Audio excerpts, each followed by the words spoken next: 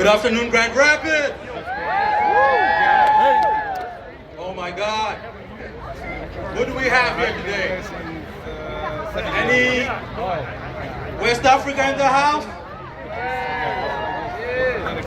Yeah. East Africa in the house? This is the first time that I've been somewhere East Africa went louder than West Africa. Any Southern Africa in the house? Come on, West Africa. You're okay. North Africa in the house?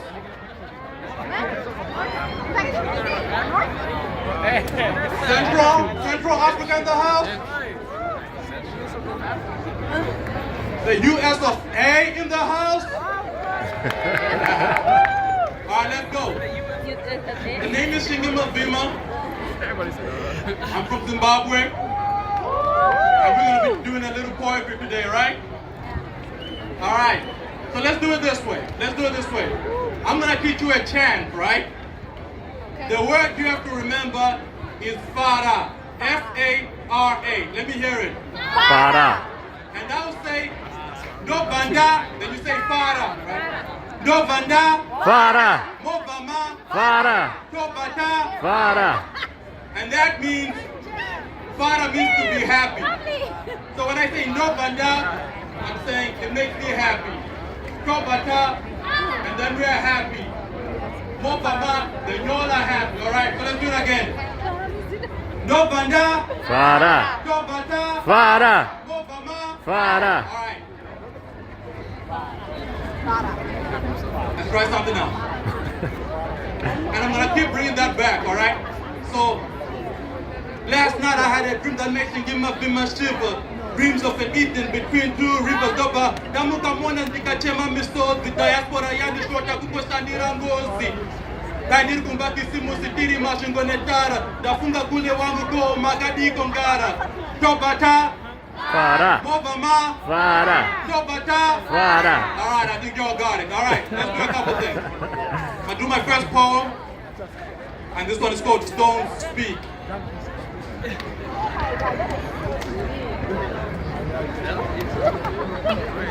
The seven striped flag hangs loose inside of my closet. So every morning when I open it, Zimbabwe's exposed. And it tells of a land, a much beauteous place, a place that is much a part of me as a scar on my face. See, it's hard for me to explain it to you by word of mouth alone, but listen close and hear the voices of the house of stone. Tobata, Fara. Mavima, Fara. Tobata. Fara. Last night I had a dream that made me shiver. Dreams of an Eden that lies between two rivers. A masterpiece in the heart of the motherland. Made me realize why I can never give my heart to another land. It's where the valleys are poetic and the mountains tell truth, and the people's spirit has been bathed in a fountain of youth. For millennia we stood, fallen, risen again. Traumatized, horrified, never defeated by the pain. Colonized from outside and oppressed from within. But as sure as the sun rises over Nyanga, will never give in to leaders who deceive us and the economy is weak. Because even from overseas, we still hear the stones speak. Tobata, Fara. Mavima, Fara. Tobanda. Fara. And they say, smile, my children. Smile at your mother. I see you and hear you. Mama Zimbabwe loves you. Muri iko kwa Muri. I'm looking at you proudly. Musandi Kangangwe tell all who hear about me. People of Harare, the warriors, Victoria Falls. Keep them letters coming. Don't forget the Christmas time phone calls. So, we love you too, Mother.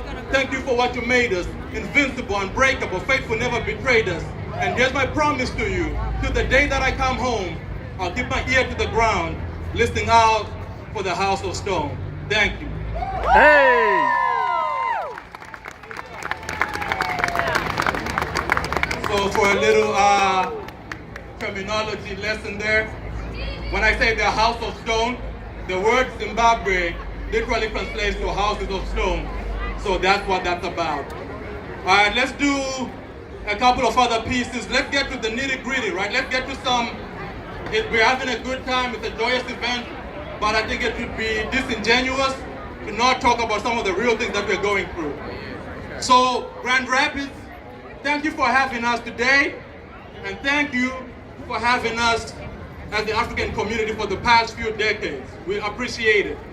And as an African, and if you're an immigrant from somewhere else, you know how hard that can be.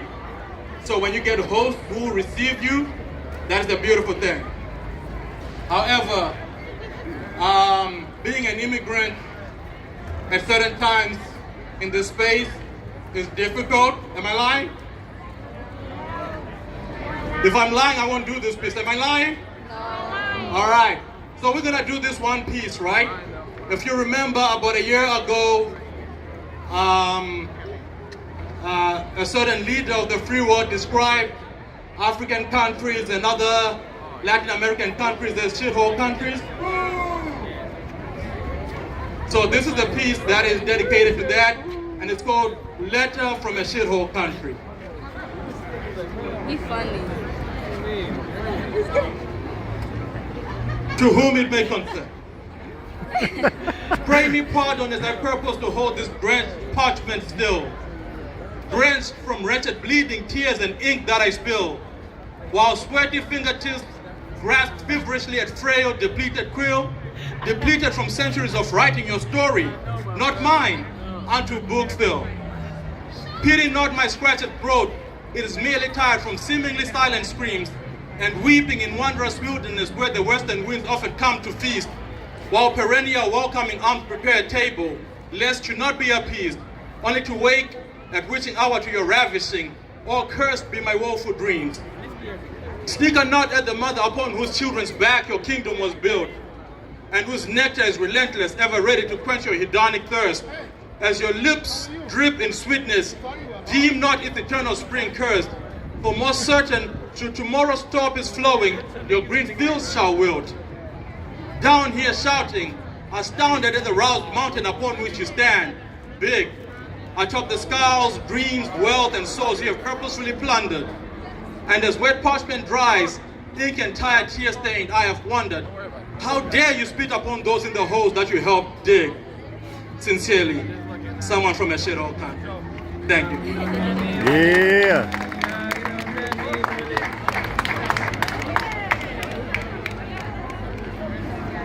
I've got a couple more pieces that I'm gonna do, all right?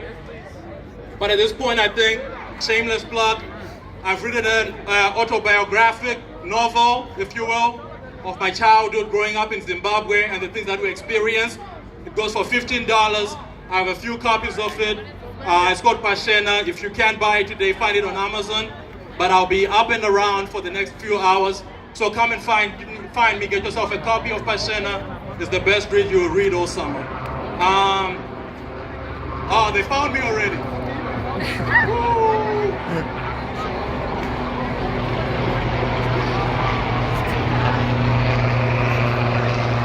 All right, let's do two more pieces, right? If we are, as Africans, are going to hold those who describe us as shithole countries accountable, it's also very important that we be inward looking. So this one sort of challenges us as Africans. Last night I walked with the devil. He who since Genesis has been the nemesis of mankind and I walked hand in hand last night. And he said to me, Shingi, I know we don't always see eye to eye, and yes, it flows within my veins to kill, destroy. But tonight I'm gonna take a minute to boast. So we began our travels coast to coast over the land that I love the most. We started off at the southernmost tip, the continent's joy and pride, South Africa. For decades, disenfranchised us by apartheid, but now standing apart as the continent's melting pot. But hold the thought, for in a flash I heard a brother got shot. It's a shame, for the same place I proclaim has earned undesired fame as the world's prime for violent crime. You can imagine my frustration as me and my fellow travelers went on to our next destination, crossing the border to the north, coming forth into Zimbabwe. Once Africa's breadbasket, now no longer the case, now merely just a basket case, and face the fact that we gaze upon a place where inflation has risen at a world record-setting pace, and the people do their best to get through their days and enjoy, but what can we possibly tell them when 85% of them are unemployed, when they see their cause but their tummies are too empty to fight? You get the drift, right? That's when the rest of the night, as we marched over to the beautiful Republic of the Congo, to the mystifying sound of the bongos, it is hard to